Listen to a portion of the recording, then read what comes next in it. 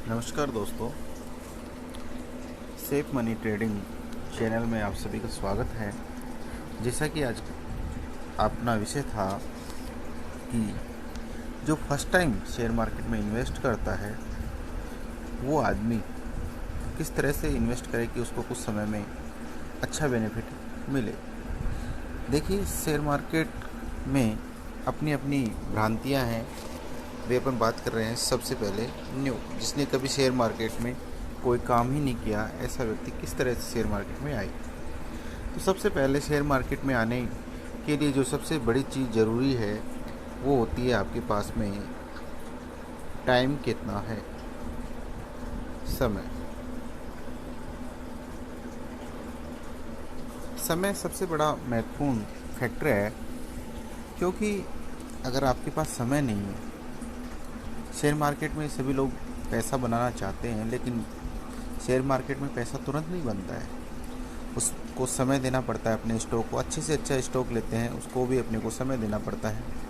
तो अगर आपके पास पर्याप्त समय है तो ही आप शेयर मार्केट में प्रवेश करें, क्योंकि वॉरेन बफेट कहते हैं कि अगर आप अपने स्टॉक्स को 5 साल का टाइम नहीं दे सकते तो आपके लिए शेयर मार्केट नहीं बना है। आप अन्य किसी बिजनेस में इन्वेस्ट करें। तो सबसे महत्वपूर्ण जो चीज़ है वो है समय। आपके पास पर्याप्त समय होना चाहिए। दूसरा जो फैक्टर है, अपन उसकी बात करें। दूसरी जो फैक्टर आता है आपका फंड। जो भी आप शेयर मार्केट में इन्वेस्ट करें वो आपका खुद का पैसा होना चाहिए। अब कई लोग सोचते हैं सर इसमें ऐसा क्यों होना चाहिए। तो सबसे बड़ी ज़रूरी चीज़ ये है, अगर आप अपना पैसा नहीं यूज करोगे और अगर किसी दूसरे आदमी से लेते हैं, सपोज कीजिए आपने किसी और से पैसा लिया और वो स्टॉक में लगाते हैं और स्टॉक कुछ समय के लिए डाउन चला जाता है, जिससे आपने उधार लिया उसको तो कुछ समय में देना है, इसलिए आप उसको लॉस बुक करके स्टॉक मार्केट में से पैसा निकालोगे और उसको वापस करोगे और वो परमानेंट लॉस आपके लिए बच जाएगा। तो आपको ऐसी स्थिति से बचने के लिए जो भी फंड हो, चाहे कम हो सकता है ज़्यादा हो सकता है, वो आपका खुद का होना चाहिए। चाहे आप मेरे हिसाब से 5,000 से ही शुरुआत करें, लेकिन जो भी पैसा आप शेयर मार्केट में लगाएं आपका अपना होना चाहिए, किसी और का वो पैसा नहीं होना चाहिए। तीसरी बात, सबसे इम्पोर्टेंट बात, जो तीसरी फैक्टर आता है स्टॉक सिलेक्शन। Stock selection. अब सबसे बड़ी बात ये आती है, कई कमेंट्स आते हैं, जो भी न्यू कमर्स के लिए वीडियो बनते हैं, भाई पहले ही शेयर में पहले ही दिन उनको बड़े एनालिसिस करके दिखा दिया जाता है, वो उसके कुछ नहीं समझ में आता है। तो सबसे सिंपल और सबसे इजी ट्रिक मैं आज आपको बताता हूँ। इसमें कहीं एनालिसिस करने की ज़रूरत नहीं है, आपको आसानी से वो चीज़ें समझ में आएंगी और बढ़िया आपको अच्छे स्टॉक्स आपको मिलेंगे जो कि कुछ समय में आपको अच्छा रिटर्न देने का रहेंगे। तो स्टॉक्स चयन कैसे करें? तो सबसे पहले आपको वो स्टॉक्स ढूंढने हैं, सेक्टर ढूंढने हैं जिनकी ग्रोथ सबसे ज़्यादा आपको अच्छी लगती है। तो जैसे अपन बात करते हैं बैंकिंग सेक्टर।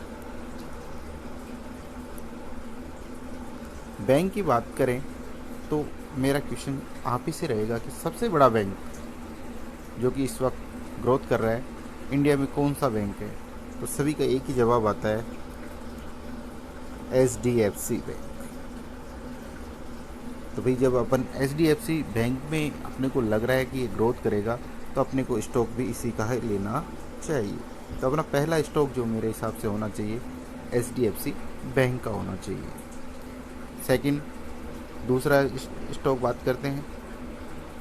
दूसरा स्टॉक अगर आपको बैंकिंग सेक्टर से ही लेना है तो अपने को दूसरा ICICI बैंक। ICICI बैंक अच्छी ग्रोथ की जिसमें चांसेज होते हैं और बढ़िया ग्रोथ इस वक्त कर रहा है। दूसरा अपना स्टॉक रहेगा ICICI बैंक। तीसरी अपन बात करते हैं।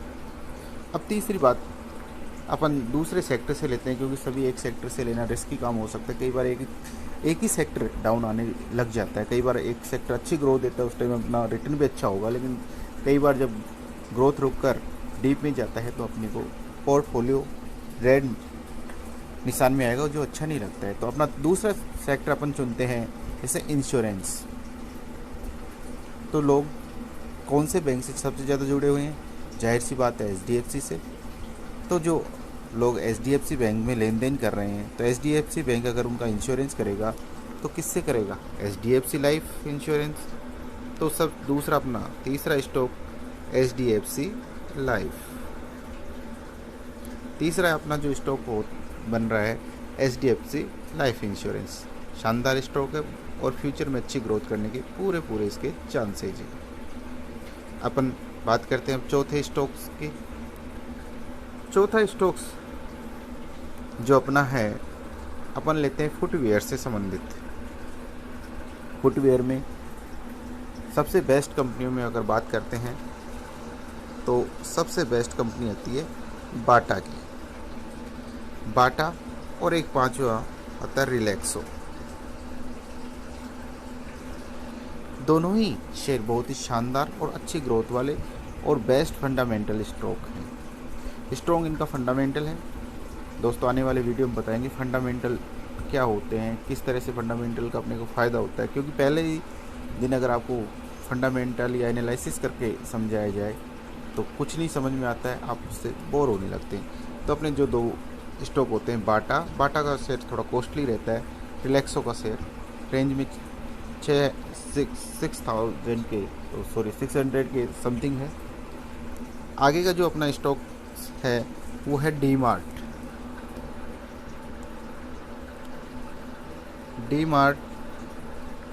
जो कि लगभग सभी शहरों में डी मार्ट के शोरूम है जहाँ से अपने को सामान मिलता है। और डी मार्ट का आगे भी फ्यूचर में अच्छे चांसेज हैं। अगला स्टॉक है रिलायंस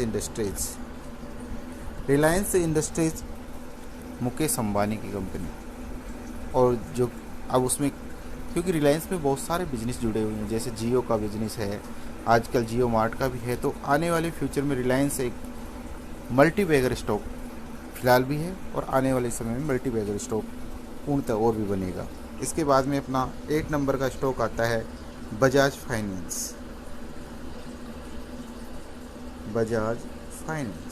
आप इनको साथ साथ नोट करते जाइए। बजाज फाइनेंस एक ऐसा स्टॉक है कि जिसने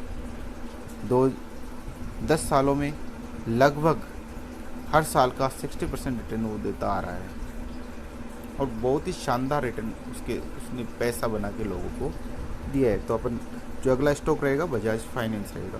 शुरुआत में कई बार कहते हैं कि सर ये तो बहुत महंगे स्टॉक होते हैं, लेकिन अगर आप छोटे स्टॉक लोगे तो जिस तरह से उसमें ग्रोथ होती है वैसे ही उसमें रिवर्स भी आता है। और जब रिवर्स आता है, आप पहली बार नए स्टॉक में हैं और पहली बार में ही आपको पोर्टफोलियो आपका रेड लाइन में दिखे तो काफ़ी अच्छा नहीं लगता है। उसके बाद में अपना 9 नंबर का शेयर जो रहना चाहिए, फार्मा सेक्टर से आप ले सकते हैं सिप्ला का शेयर, जो कि इस वक्त काफ़ी अच्छी ग्रोथ कर रहा है। आप सिप्ला ले सकते हैं। अगला अपना जो स्टॉक है हिंदुस्तान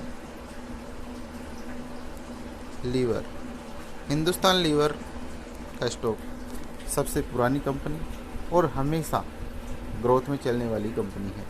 आप हिंदुस्तान लीवर को ले सकते हैं। इसके बाद में 11 नंबर का स्टॉक होता है जो IRCTC, जो कि मोनोपोली का स्टॉक है, रेलवे से संबंधित है और फ्यूचर में इसकी ग्रोथ के सबसे अधिक चांसेज हैं।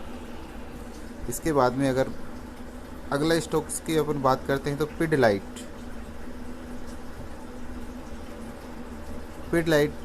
पे आप ट्राई कर सकते हैं। मोनोपोली का स्टॉक है और फ्यूचर में अच्छी ग्रोथ के चांसेज है। तो जो अपन ने अब जो 11 स्टॉक्स की बात की है, उन स्टॉक्स में आप चयन कर सकते हैं। आप अपने पैसे के अनुसार, आपका जितना भी फंड बनता है उसके अनुसार आप फंड का चयन कर सकते हैं। ये वीडियो इतना ही। क्योंकि अपन ने केवल अभी स्टॉक्स ही बताए हैं। आप अपने फंड को कैसे डिवाइड करेंगे, किस समय पे आप स्टॉक्स को लेना चाहिए, किस समय उनको बेचना चाहिए, अगर कोई स्टॉक्स को आपको चेक करना है, एनालिसिस कैसे करते हैं, ये सभी जानकारी अपने अगले वीडियो में आपको मिलेगी। चैनल को सबसे सब्सक्राइब करें और अधिक से अधिक लाइक करें। धन्यवाद। और आगे भी सेफ मनी ट्रेडिंग में आप जुड़े रहें, जिससे कि आपको जो भी हमारे वीडियो आए, नोटिफिकेशन आए, आपको तुरंत मिल जाए। Thank you.